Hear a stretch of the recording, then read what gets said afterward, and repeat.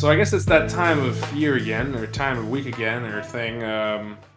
Two cynics recording something, trying to make us feel better about something.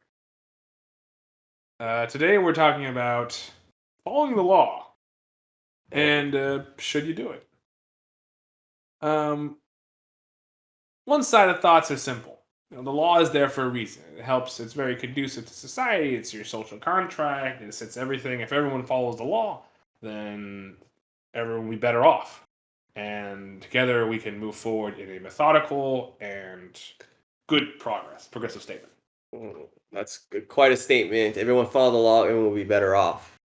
But not all laws are just. Not all laws are good, right? So sometimes morality, doesn't necessarily agree with the law. Sometimes it may be immoral to disobey it. But isn't that your own questionable thing? I think laws are based off of collective, somewhat collective morality and social standing. So I feel that those laws are constructions from that. So maybe to just do whatever you feel is right is kind of your own privilege, and that's what the laws are there to prevent. Well, I'll say the laws are created from the collective, majority or minority in power at the time, along with their associated social norms and conventions and beliefs. For example, like the Jim Crow laws, those were legal, right? And those were passed by the lawmakers of the time. But our sense of morality kind of grew beyond those beliefs, in which case, what people believe was moral actually directly contradicted those laws. You're correct, but what was Jim Crow trying to accomplish? Like, what was it trying to do? It was trying to make it more difficult for people that are uneducated or essentially, right? Everyone says blacks, Right. pushing them out. Hmm. Um, I mean, really what it ended up being was, of course, that. But the legality behind it was encouraging only educated voters or people that knew what they were talking about to vote. So it's one of those things where the legality has been perverted into something different. So it's more of the uneducated fighting the educated. Maybe the education tests you could maybe give it that slant, but what about the segregation of restaurants, water fountains, restrooms, segregation of education, black only schools? Well, I think that when you talk about legality, legality is more along the lines of what's fair for a society, and so we have largely agreed now that separate but equal is not fair. Right. But in terms, there's nothing inherently wrong with that concept. For example, you still have two gender bathrooms, right? What's the difference there? You have different house. Why can't everyone live in the same communal household? Why do we have separation? What's the whole point of separation? Separation sounds like segregation to me. So that whole concept is more of a legal construction, and I think a lot of people don't like that because they see look at the black one, the black owned restaurant is a freaking shanty town, while the white one is so nice. I think it's because the implementation has been screwed up, right? So, for example, separate but equal, if that was followed to the law, then I think that would be fine by itself. But it wasn't followed. It wasn't followed. People took advantage of it. People took advantage to make the black side as bad as possible, or just don't care about it as possible, while the white side is well funded. So I think that actually is a case of being where the law is perverted compared to following the law. I don't think that was following the law. I mean, so do you think the lawmakers' intentions were actually to have separate but truly equal facilities, or do you think it was just a disguised way to really just keep the blacks separate from the whites? I think there's two separate theories that I think, right? The first one is everyone's evil, right? Everyone's evil. Everyone's looking out for themselves. You see most Southern lawmakers at the time said, screw that. I don't want blacks having the same facilities, right? But I just don't think that that was how, or there's a belief that, that's just how people are. People are not just let's just screw them over. It's more of, I think it's just economic NIMBYism, right? It's more of just saying, hey, they can have whatever they want, but just not in my backyard, right? NIMBYism, not in my backyard. So I think it was a band aid. right? It was a legal band-aid on the problem. And could it be good? Well, yeah, I think so, because I mean, you have two gender bathrooms, and that's fine. Like, people haven't complained about that, but when it comes to like race, it becomes an issue. That's because there's a much bigger problem going on, right? And it does not involve with law, right? I feel like you could have a society that's separate but equal and still be okay. It's the implementation, it's the racial attacks, because if it truly was equal, then I think that it could be okay. And maybe politicians were hoping that it would just work magically. And I think that's where the problem came, because that's you can enact whatever laws you want, but so what? Like, for example, you have the very famous picture of the federal marshals coming in and helping that little girl go to a school, right after that thing happened, right? So even if they passed a law where both whites and blacks can go to the same school, they still needed authority to go in. So it had nothing to do with the actual law itself, right? The law in itself has some just qualities to it, but the implementation and the authority to act is ultimately based on the people. Well, And so I think that's where it gets perverted beyond. yeah, I think that's a pretty generous picture you're painting of the lawmakers who passed separate but equal. I think that they passed that law as a pretense in order to segregate blacks and whites, and they knew that blacks would not be in a good economic situation and stuff. But that was just their way of doing racial segregation while painting a picture of, racial equality. I mean, I think the attitudes shown by the people of the time who were so against desegregation just shows how racially motivated that law was. They were very happy for separate but equal, not because, actually separate but equal, but because they mostly cared about the separateness. They're so opposed to integration. So it just shows that there were racial motivations kind of behind that law, or at least racial support of that law that were racially motivated for bad reasons. Right, but then you argue for the idea that, oh, there's morality even through that. So you can flip on the other side. For example, someone who believes it's immoral to mix white and black kids. They Hmm. believe it's immoral. Right. So then they have a different morality than you do, and therefore we're on opposite sides. Now we're on opposite sides of the argument. Now we almost justify war because we have two completely separate and almost incompatible beliefs, unless law comes in and says separate but equal. I mean, look. I mean, you go back more. Don't we can even bubble it earlier. I mean, look at the freaking Constitution. Hmm. All men are created equal. Right. First, let's ignore the whole women part, right? Let's ignore that doesn't include women, but also all men were not created equal. Lots of more tons of slaves. Slaves are considered three fifths of a person. Three-fifths compromise. Yeah. I mean, come on. All men are not created equal. It's in the freaking original. It's like everyone's like, oh, it perverted, but that was in the original Constitution. How can you say that? Oh, that's not a whole. So there's some cognitive dissonance there, but that also shows that morality is an ever-changing, ever-growing thing, right? The founders may have had somewhat of the right idea, but it wasn't complete, right? Due to the notions of their time of like, women and slavery and stuff like that. But you can see in the Constitution that morality changes over time, right? Then you added the amendment that gives women the right to vote. You have like, the abolishment of slavery later on, right? Previous compromise got removed later on. So so we can see that legality, luckily, fortunately, it follows morality, not the other way around. Then I feel like that plays in nicely that you should follow the law, because ultimately the law will move towards collective morality. Will eventually will. So you should always be. You may disagree with some of the tenets of the law, but then you can push towards that in a meaningful, methodical way while still following the law. Well, to push for it in a meaningful, methodical way by following the law, sometimes that's not always the most easiest way to do it. Like in the civil rights movement, like a lot of the black protesters practice civil disobedience because that's the easiest way to get attention on your movement is by actively breaking the law and not believing in it. Right? Let's say the black protesters lobbied the government, did everything peacefully, they didn't break the law. I mean, they're still peaceful while breaking the law, but let's say they didn't break the law, right? Would that have gotten as much attention? Probably not, right? It's only when they purposely went into like the white only restaurants and had sit downs, Rosa Parks, they moved to the back of the bus. These kinds of things is what garner attention and get headlines and attract attention to the movement.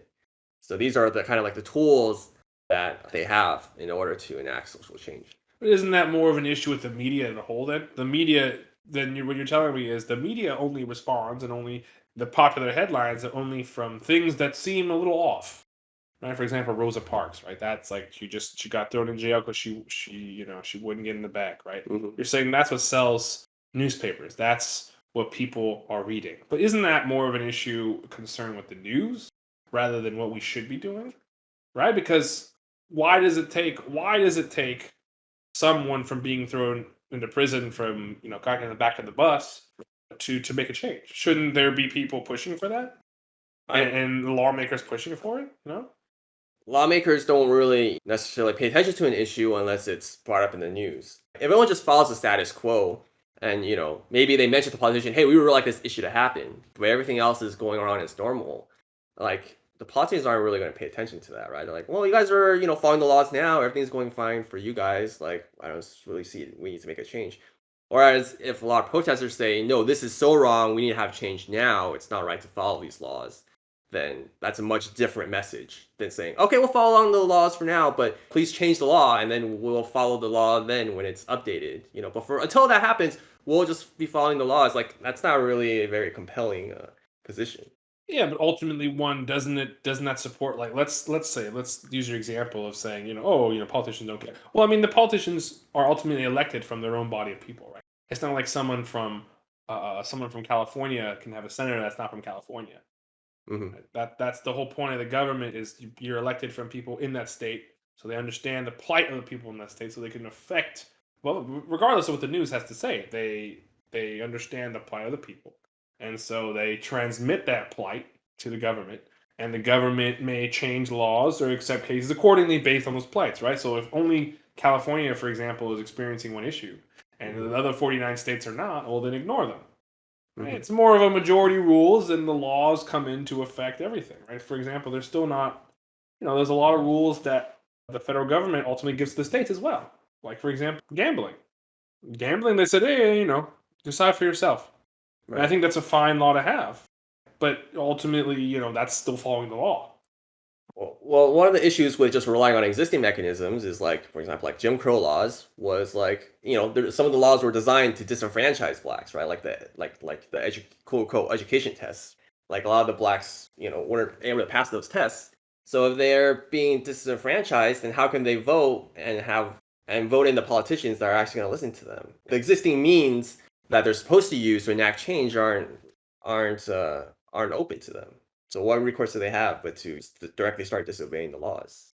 And, But maybe shouldn't there be a legal way for it to be done rather than just disobeying the law? It feels counterproductive to show that you want to follow a better law by disobeying the law. well, you have to disobey the law to show how broken the current legal system is. No, but then couldn't you do that by anything? Couldn't you just have a perverted morality of your own and say, I don't know, I believe murder is good, and then start killing people? Like for example, Dexter. People, you have a serial killer that kills people, but ultimately it's for a moral reason or Hmm. good, quote unquote, good moral reasons. Right. But ultimately, is that cool? So I would say, right, I mean, obviously morality is subjective, but I would say in certain cases, it is more moral to follow your morality than following the law. I don't think following the law is always the moral thing to do. But I would say, killing someone is always immoral. So even if you're killing someone to demonstrate that you want the law to be changed, that doesn't mean you're doing something that's moral. Maybe you believe it is moral, but I wouldn't say that's like the right thing to do ever. I see, but then I mean, again, but then it's highly subjective. Well, morality is subjective, So right? morality is subjective, and I feel like you have to base your argument on something. Right? You base an argument. I mean, that's why all the Supreme Court stuff is based on private cases. You base it on what has happened. It's kind of a combination of historical and new, and I think it's very rash to think of yourself so much better than what's been passed.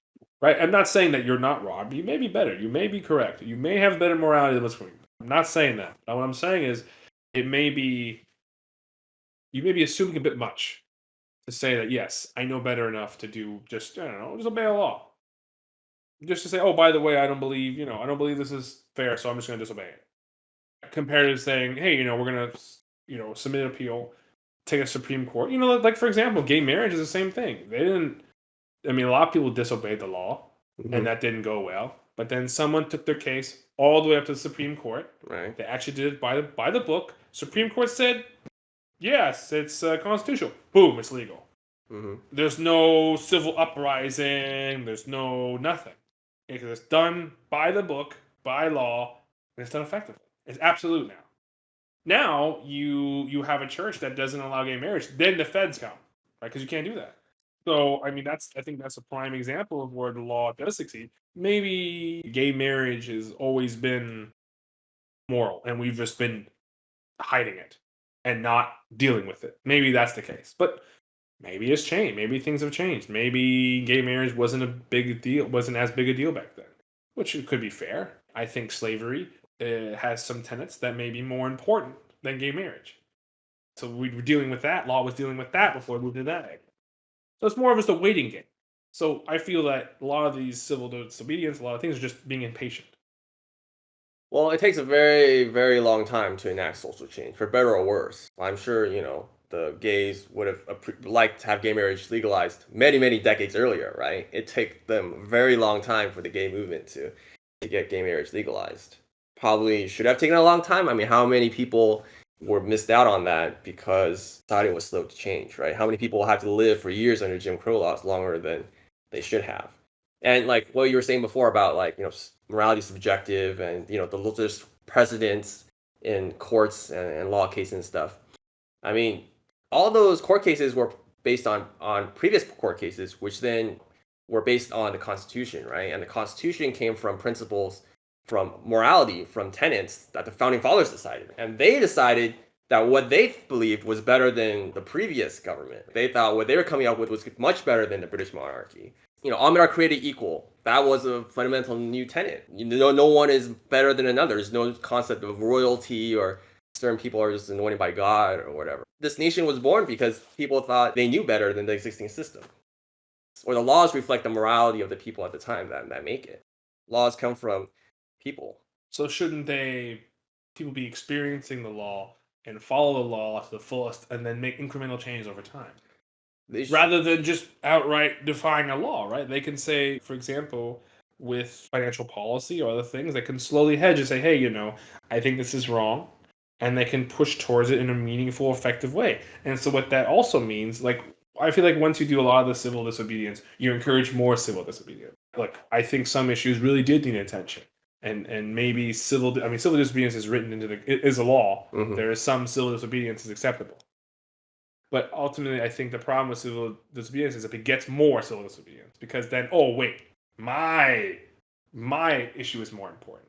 Mhm. You haven't let the courts decide. You haven't let the system decide. You haven't let the people actually get a chance. You've just used the media outlets and just spammed it to the point where you're just complaining about your thing, which may not even be that popular. Like some things may not be as popular as they need to be, right? Like, for example, I think a lot of states are still struggling with, homelessness. Just the concept of people don't have enough money to get in a home. People are just having a real bad time. Mhm. But other people yell about, a lot of the LGBTQ rights. Mhm. And I'm not saying either one is wrong, but I'm saying their priorities needs to be taken. And that's the law is here to decide. When the law happens, it happens. And when it actually comes to be, that means everyone has decided, just like a democracy, everyone has decided that this is how it should be. And maybe we should wait for that to mature before we're just enacting things right. Right. Well, let's say you've tried all the legal avenues that are available. You've talked to the politicians aren't listening to you. You're trying to vote, but you're disenfranchised or whatever. You're trying to get attention, but the press is not paying attention to you. They're ignoring you. They're flat out blacklisted you. Then in that case, would you say your last recourse is civil disobedience? In that case, it would be okay. Then I would say yes. Then I Okay. would say, as a last resort, civil disobedience. It's like pulling the ripcord. It should be Mhm. your last choice of action. You should not want to do that. And it should be Okay. like, dude, this is so seriously wrong. I have tons of people that agree with me, and we've tried all the avenues, and there's just nothing. Then okay. Okay. But I think before then, you should just not jump to it. Like, Okay. why jump right into something that's literally by the law book wrong? I mean, the cops may not arrest you. You may get away with it. It's nothing to do with that. It begets more. The more illegal activity you do, the more illegal activity people will do. Because, like it or not, you're not. Like, a lot of people just think they're kind of, oh, nothing I do will affect me. No, that's not actually how the economy works. That's not how anything works. What you do impacts a lot of people. The more illegal activity you get away with, other people will also do that. Right. So I think that if you push towards a far more legal approach and use civil disobedience as a very last resort, then more people will be pushed to use the system, and the system will get better. Okay. Because you have this maybe unfounded belief that the system will succeed. Okay. Let's move out of the U.S. I'm gonna give you another example. Okay. Okay. In Nazi Germany, legal to hide Jews, right? Smuggle them, help them escape. But there were a lot of Germans and others who secretly and illegally hid Jews and helped them out of the country. Would you say that they should have followed the law then and not help these Jews escape? Or did they do the morally right thing by doing what they believe was right, despite it contradicting the laws of the country that they're in? Well, that's a precarious situation. Because now you're dealing with executing people and giving people up to the state. The law says it's okay for them to be carted off to the concentration camps. It's legal. The government is doing it. This is more of political affiliation now, right? A political affiliation or religious exemption. Well, I think that this feels really wrong because a lot of people see this and they're like, people are freaking dying. Why would I not protect them? But at the same time, they may die for hiding them because the government, I'm pretty sure not any of the Nazi officials would kill you if you're hiding Jews. And I think this is a question of no one spoke up. Right. If you look into how Nazi Germany became the way it is, you'll find that it was it was Hitler came to power democratically. It was a very democratic thing. There was no aggressive takeover. There's no thing. So the laws had been over time slowly progressed into something. So I think this is where you have people just blindly following the law and never speaking up. And so I don't think you can get that perverted when people actually speak up or actually try the system. I think it's largely, or I think opinion might come up from people being, okay, hey, great. Things are great. I'm happy. Just shut up and do my work. Right. If you have people actually fighting and saying, hey, I don't believe this is right. There are stories about some people, but very small sects that are all largely hidden. If you had a large oppositional thing that was actively going across and saying this is wrong, we can't do this, then I think you'd have a much different outcome. Sure. So yeah, sure. Maybe it should never have gone to that point. Or maybe people supported Hitler, gave him all the power. They never knew that he was going to do what he was going to end up doing. But regardless, as an individual citizen of this country, you're now in the situation where the country is in a certain state like this, and you're faced with a choice, moral choice for what you're going to do. Follow the law, or do you not follow the law and you hide someone and do what you think is morally right? What is the choice going to be? But I think that's the thing. That's the last resort. For example, I know in the late days of Nazi Germany, if you disagree with that, you were outnumbered and you would be executed. There's no the law becomes it's war, military law, which is just follow orders. And then at that point, then there's no choice. Then you only have the choice of civil disobedience, and then that can be used. So sometimes morality does supersede the law then. But that's something that you should always try. You should always actively go to follow the law. Unless that there's absolutely nothing and you've tried it. You've actually tried to fix it. And you've come up with, I'm going to be killed for it. Or nothing's happening. It's super wrong. Then you do civil disobedience. You don't start there. Okay. Yeah. So for the most part, you should obey the law and be a law-abiding citizen. Unless there are certain things that you strongly believe in and there's no other choice. I guess it just depends then when you draw the line. Isn't that always how it is?